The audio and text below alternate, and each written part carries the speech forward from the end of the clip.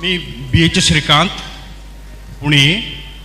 आणि देशव्यापी अनेक कामं सुरू आहेत आणि आजच्या थीमला अनुसरून मला बोलायचं आहे. तर उदय वारुंजेकरांनी जे एक मुद्दा उपस्थित केला होता तो महत्त्वाचा आहे. NGOज जे आहेत या देशातले त्यांना एका माळेत गुंफणं फार महत्त्वाचं आहे. ओके, तर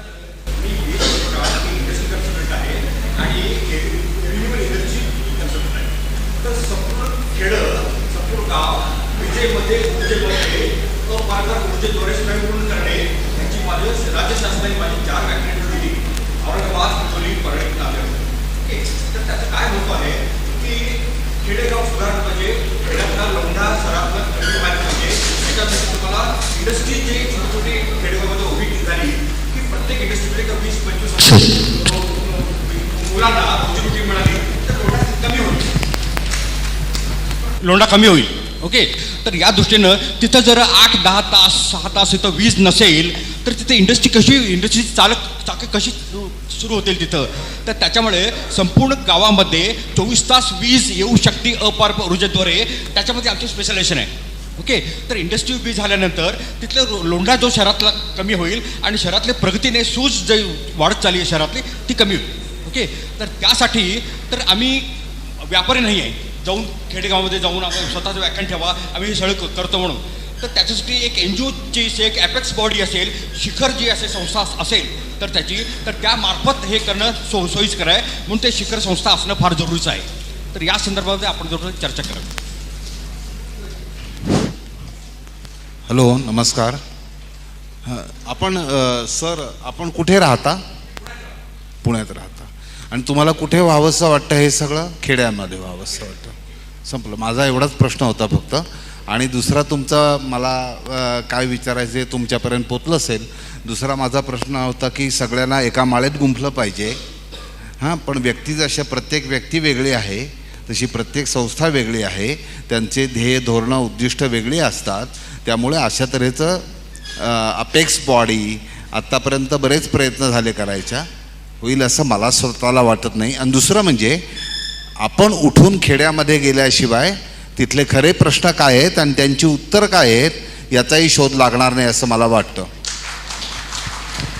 सर, तुम्ही म्हणता ते बरोबर आहे. खेड्यांसाठी रिन्युएबल एनर्जी खूप महत्त्वाचा मुद्दा बनलेला आहे. आणि आता विजेची बिलं इतकी यायला लागलेत की एकतर आकडा टाका नाहीतर वीज वापरूच नका अशा अवस्थेकडे आपण आता चाललेलो आहोत. आता तुम्ही जे म्हणता सरांनी उत्तर दिलं आहे की एकदम असं सगळ्यांना एकत्र बांधता येत नाही, पण एखादा असा कॉमन पॉईंट असू शकतो जो सर्वांना इन्स्पायर करेल. आणि आपल्याला जसं आपण रोल मॉडेल समजा प्रत्येक जिल्ह्यामध्ये 2-3 गावं अशी तयार झाली तर त्याच्याकडून इतर गावं इन्स्पायर होतात आणि काम सुरू करतात. तर तुम्ही असं मला असं वाटतं की अशी एकाच ठिकाणी काही चावी सापडणार नाही सगळ्यांपर्यंत जाण्याची. पण आता हे एक नेटवर्क आहे. बुटले सरांनी एक जवळपास मी असं म्हणेल की 500 संस्थांना जोडलेलं आहे. किंवा नीती आयोगाच्या रजिस्ट्रेशनवरती सगळ्यांनी रजिस्ट्रेशन केलं आहे ते तुम्ही बघू शकता. किंवा सर CSR मीट्स असतात वेगवेगळे. आणि आता कसं झालं तुम्हाला सांगतो की जसं शेतीत काम करणाऱ्या संस्था, ग्रामविकासात, महिला बाल विकासात, आदिवासी कल्याणात, दलित विकासात, झोपडपट्टी विकासात आता असं पण खूप विभागीकरण झाले. म्हणजे एकाच प्रकारचं काम करणाऱ्या, फक्त शिक्षणात काम करणाऱ्या. तर असं पण आहे की एकच विषय त्या विषयात ते काम करतात. अशा पण संस्था आहेत जसं की यांचं 6-7 विषयांमध्ये काम आहे. डॉक्टर दांडेकरांचं शेती, महिला विकास अशा अनेक पैलू आहेत. भारतीताईंचंही काम तसंच आहे. त्यांचे अनेक पैलू विकसित होत चाललेले आहेत. तर मला असं वाटतं की प्रत्येक ठिकाणी आणि मला असं वाटतं सुरुवात एकापासून करायला पाहिजे. म्हणजे एका जिल्ह्यात एका गावात जर आपण एक सक्सेस स्टोरी करून टाकली तर लोकांना आपोआप इन्स्पिरेशन मिळतं. हल्ली व्हॉट्सॲपमुळे ह्या स्टोरीज पांगतात आणि लोक स्वतःहून यायला लागतील की बा हे गाव झालंय तर आता आमच्या गावात करायचं, तुम्ही आम्हाला गायडन्स करा. आणि जेव्हा असं लोक म्हणतील ना तिथं ते यशस्वी होण्याची शक्यता बरं जास्त आहे. नाही, माझा हा प्रश्न नव्हता. हां सर, माझा इश्यू रेज केला होता. Yes, आणि अनेक संस्था देशामध्ये आहेत इतर कामं करणारी, त्यांची ॲपेक्स बॉडी आहे.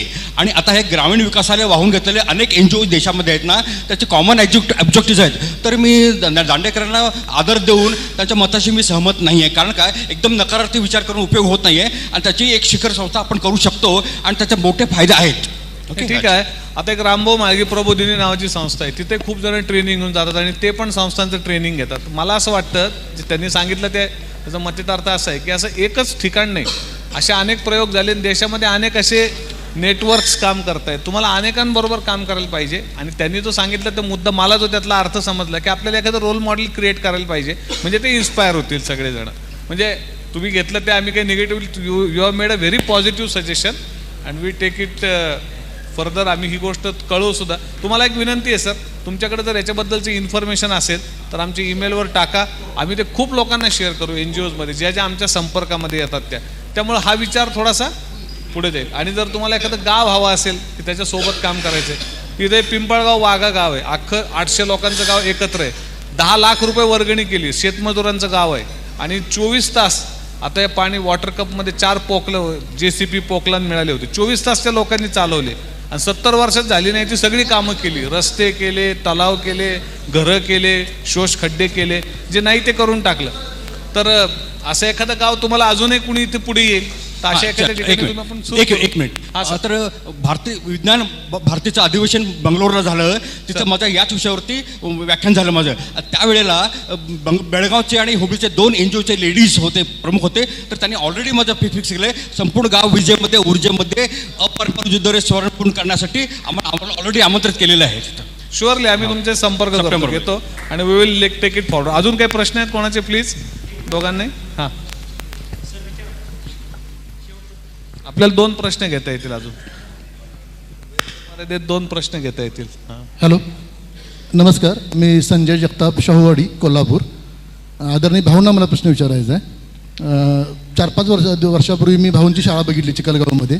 त्या ठिकाणी जी वर्ग व्यवस्था आहे ती इयत्तानुसार नाही तर त्या विषयानुसार आहे, तर त्याविषयी जरा भाऊंनी सांगावं.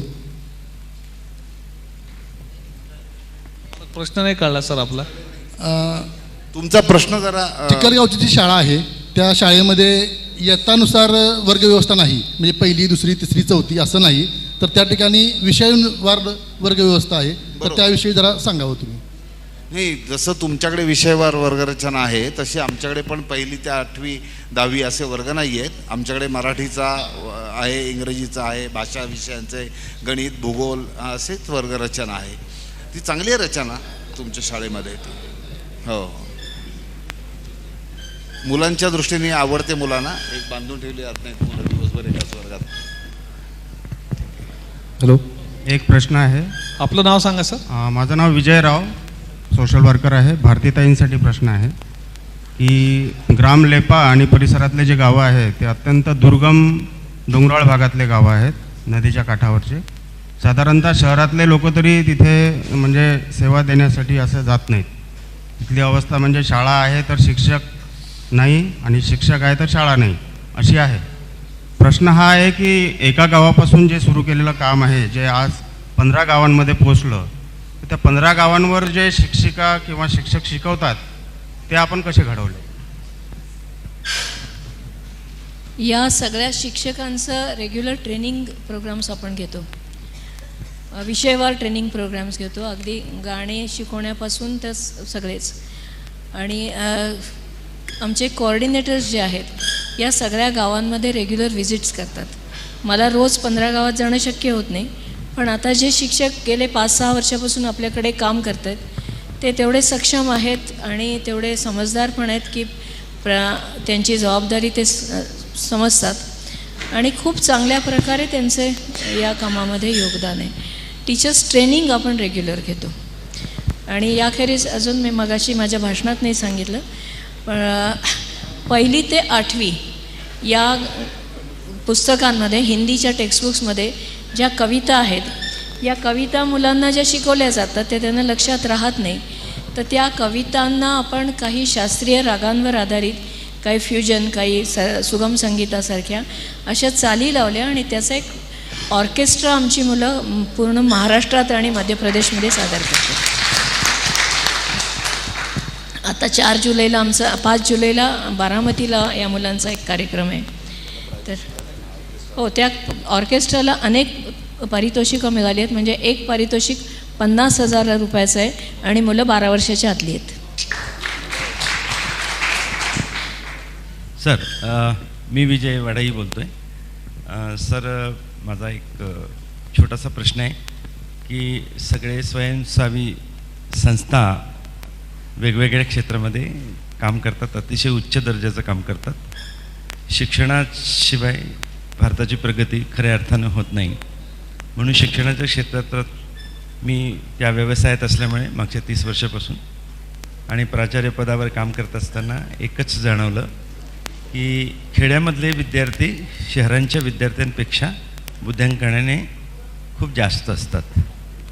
परंतु परिस्थिती अभावी मेरिटमध्ये असतानासुद्धा CETचे जवळजवळ 230 मार्क वगैरे असताना 100, 180 वगैरे मार्क असूनसुद्धा इंजिनिअरिंगच्या प्रवेशाला किंवा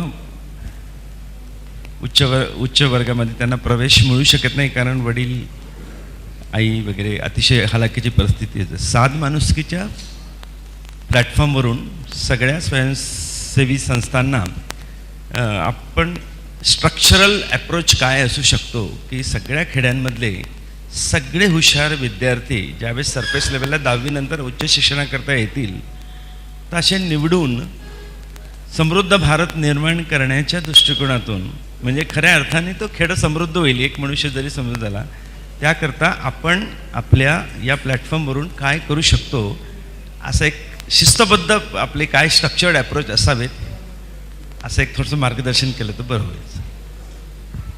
याचं मार्गदर्शन देण्यासाठी खरं बुटले सर आपल्यासोबत व्यासपीठावर हवेत, कारण सात माणुसकीची हे त्यांचं एक ब्रेन चाइल्ड आहे आणि खरोखर हे त्यासाठीचंच व्यासपीठ आहे की आपण सहसंवादातून अशा विषयांवर सामुदायिकरित्या काही करू शकतो का.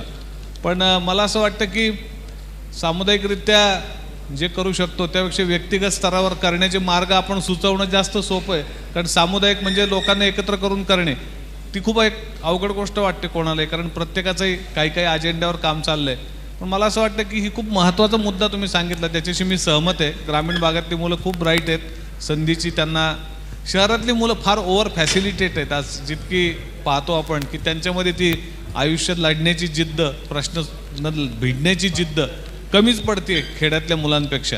पण खेड्यातल्या मुलांना संधी नाही, कारण त्यांच्या पालकांकडे संसाधनं कमी आहेत. आपल्याला म्हणजे मी त्यातला जाणकार तज्ज्ञ नाही, पण त्यात काय करता येईल आपल्याला सहविचारातूनच पुढे जावं लागेल सर. तुमच्यासारखे लोक शिक्षणातच काम करतात, त्यामुळे तुम्ही मार्गदर्शन करू शकता सर्वांना आणि त्या पद्धतीने आपल्याला सर्वांना मिळून पुढे जाता येत. संस्थांची तर ती गरज आहेच, कारण कुटुंबातल्यापेक्षा संस्थातल्या मुलांची अवस्था अजून खडतर आहे, कारण त्यांना फॅमिलीचं सपोर्ट स्ट्रक्चरच नाही. तर गरीब मुलांपेक्षाही अजून जास्त भीषण अवस्था बऱ्याच संस्थांमधून शिकणाऱ्या मुलांची आहे. पण याच्यावर काहीतरी करायला पाहिजे, याच्याविषयी एक सहमती आहे सर्वांची. सर त्यांना काही बोलायचं. सर मी विशाल रास्ते. पहिल्यांदाच तुम्हा सर्वांना विनम्र अभिवादन, कारण की जे काय ऐकतोय आतापर्यंत ते खूप माइंडेड आहे, जे माझ्या डोक्यात म्हणतात ना अक्षरशः घाळमेळ करत आहे. कार्यक्रमानिमित्त काही ठिकाणी जाण्याचा मौका मिळतो ऑल महाराष्ट्रभर. तर एक छोटीशी माझी अडचण आहे किंवा मला म्हणतात पडलेला प्रश्न आहे.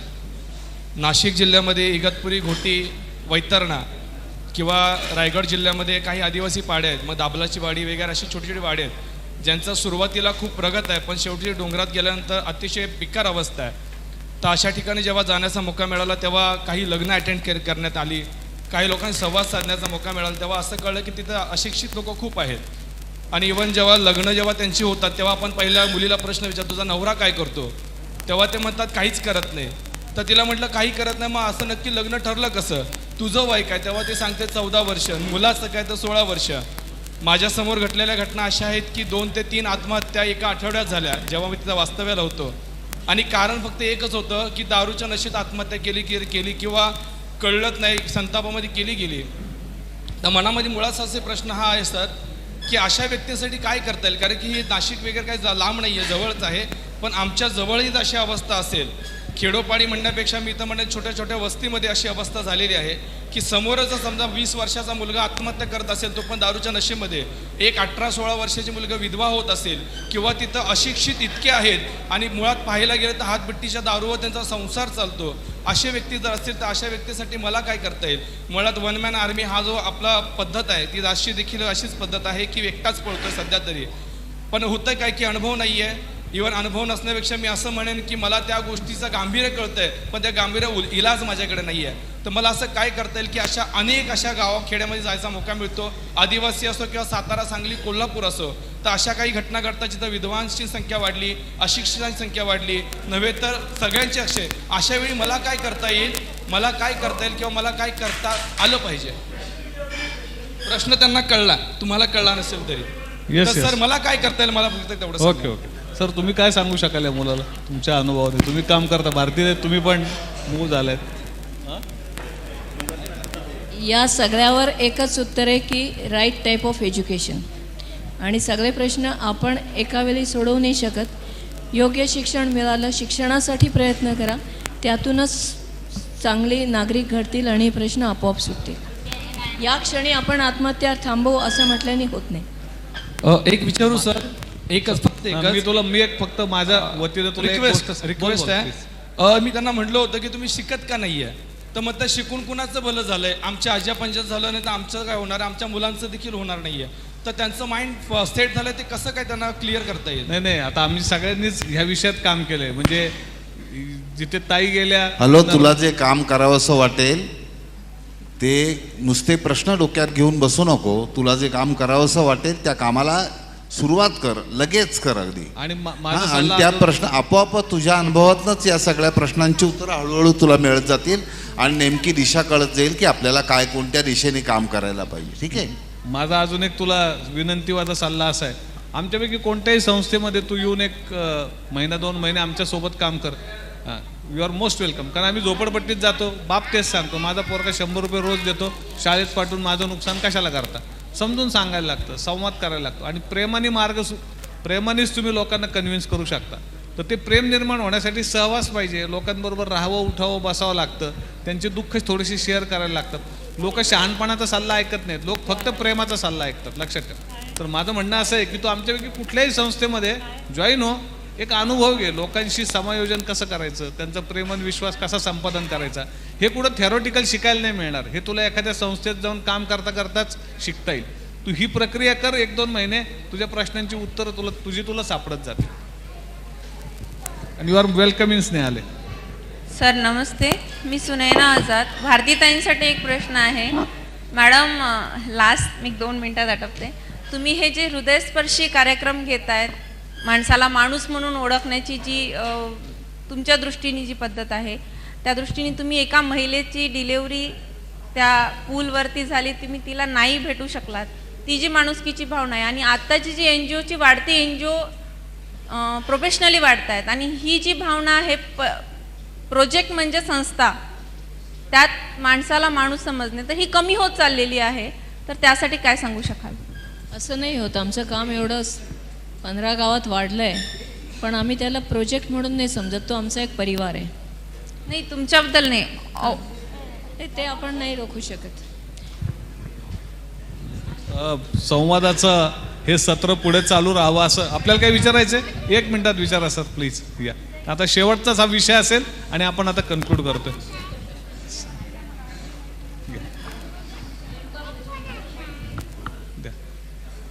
नेमका विचारान कोणाकडून आमच्यापैकी उत्तर पाहिजे तेही सांगा प्लीज. बोला, काही नाही, ऐकू येते आम्हाला, बोला सर.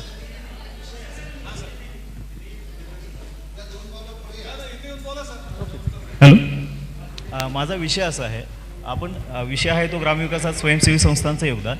तर आपल्यापैकी काही संस्था अशा आहेत की 4, 5, 10 वर्ष काम करतात, पण तुम्ही ज्या क्षेत्रामध्ये पोहोचलात की त्याच्यामध्ये अनुभव क्षमता भरपूर आहे. आपल्याकडे जो अनुभव आलेला आहे त्या अनुभवातून आम्हाला हे सांगा की जर ग्रामीण विकासामध्ये काही संस्था आता नवीन काम करू इच्छित असतील, यातले आलेले नवीन व्हॉलंटियर म्हणून किंवा एखाद्या संस्थेमध्ये काम करत असतील किंवा ॲज अ संस्था म्हणून काम करत असतील, तर त्यांनी कुठल्या गोष्टीवर ग्रामीण विकासात काम करताना टाळाव्यात आणि कुठल्या गोष्टीवरती भर द्यावं की ज्याच्यामुळे ते काम अधिक चांगलं होईल?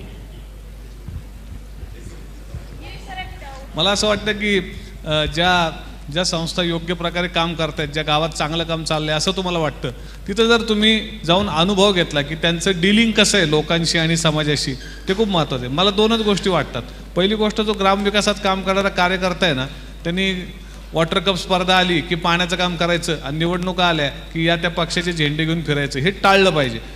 जो कार्यकर्ता आहे जो लोकांना बरोबर घेऊनच काम करता येतं. लोकांना बरोबर घ्यायचं असेल तर तुमचा कलर कोणता नको, तुम्हाला हिरवा पिवळा भगवा तिरंगा निळा काळा कोणताच झेंडा नको. हे खूप महत्त्वाचं वाटतं मला. आणि दुसरी म्हणजे गावासोबत गावासाठी काम करायला पाहिजे. बऱ्याचदा संस्था अशा असतात की त्या आणि गाव यांच्यात अंतरच असतं, गावातलं कोणीच त्याच्यात नसतं, किंवा गावातले काही लोक असतात, किंवा त्या लोकांचा पाय राजकारणात फसलेला असतो. त्यामुळे लोकांचं संस्थेकडे बघण्याचा एक दृष्टिकोन तयार व्हायला लागतो. ह्याच्याबद्दल खूप बारीक चिंतन केलं पाहिजे. आणि 10 वर्ष गावामध्ये जर तुम्ही बिना निवडणुकीचं सोसायटी ग्रामपंचायत करू शकलात म्हणजे सगळ्या लोकांनी सामोपचारांनी सामूहिकरित्या बसून ठरवायचं, संधी द्यायची, काम आपण सगळ्यांनी मिळून करायचं, पदाचं महत्त्व आपोआपच कमी करून टाकायचं. या 10 वर्षांचा तो स्पॅन त्या गावाला कसा मिळून देता येईल याचं तुमच्याकडे नियोजन पाहिजे. बाकी सगळ्याची अक्कल आहे सध्या तुमच्याकडे कृषी येतील, पर्यावरणवाले येतील, ग्रामविकास खातं येईल, तुमच्याकडे अनेक गोष्टी, तुमचं जलस्वराज्यामध्ये कुठं बसतंय का, तुमचं जलयुक्त शिवारमध्ये कुठं बसतंय का, तुमचं वॉटरशेडमध्ये कुठं बसतंय का, संस्था येतील, CSR पैसे मिळू शकतात. पण हे ज्या गोष्टी आहेत ना, ह्या गोष्टी कशा साध्य केल्या याच्यासाठी तुम्ही हिवरे बाजारमध्ये जा, तिथं पोपटराव एकच लीडर आहे, तिथे दुसरे पक्ष नाही, झेंडे नाही, काय नाही. अण्णांच्या गावात तसंच आहे. गोगलगावमध्ये जा, योगेश म्हस्के काम करतो, नाम फाउंडेशनने 1 कोटी रुपये तिथं खर्च केले, म्हणजे उत्तम काम केले, सगळ्या गोष्टी केल्यात. तिथं तोच एकटा लीडर आहे आणि कोणतीच पार्टी पक्ष लीडर नाही तिथे या पॅम्पलेट वाटा, निघून जा, प्रचार करू नका, सभा घेऊ नका, दुसऱ्यांबद्दल वाईट साईट बोलू नका, आम्ही 100% मतदान करतो, जो ज्याला मतदान द्यायचं आहे त्याला देईल, असे जे त्यांनी तिथं एक नियम पाळलेत. यांच्या पिंपळगाव वाघाला लोकसभेच्या निवडणुकीत लोकांनी सांगितलं बाहेरच, झेंडे बाहेर, गाड्या बाहेर, तुम्ही जा, हात जोडा, निघून जा, प्रचार करू नका, मुद्दे सांगू नका, भाषणं करू नका.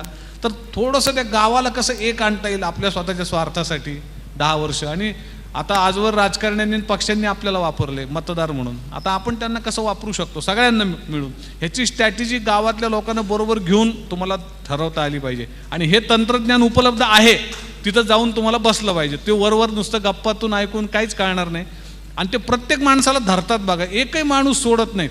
जो माणूस सुटला तुमच्या संपर्कातून तो काड्या घालणार आणि तुमचं सगळं पंक्चर करून टाकणार. त्यामुळे एकही माणूस कसा सोडायचा नाही, प्रत्येकाला कसं धरायचं ह्याचं जे तंत्र आहे ना, ते शिकायला तुम्हाला अशा काही गावांसोबत काम करायला पाहिजे. थोडं 1 महिना 2 महिने तिथं राहून तुम्ही राहिलात, निश्चित तुम्हाला तुमचा मार्ग सापडेल. खूप खूप धन्यवाद. अतिशय आशयपूर्ण असं हे सेशन होतं. आणि तिथे जे पॅनलिस्ट आहेत, डॉक्टर राजाभाऊ, माननीय भारतीताई आणि उदय वारुंजीकर, या सर्वांचं मी समन्वयक म्हणून कृतज्ञता व्यक्त करतो. आपण सर्वांनी शांततेनं 3 तास हे सत्र ऐकलं, एन्जॉय केलं, त्याच्यात सहभाग दिला. आपल्या सर्वांचे सुद्धा खूप आभार. धन्यवाद.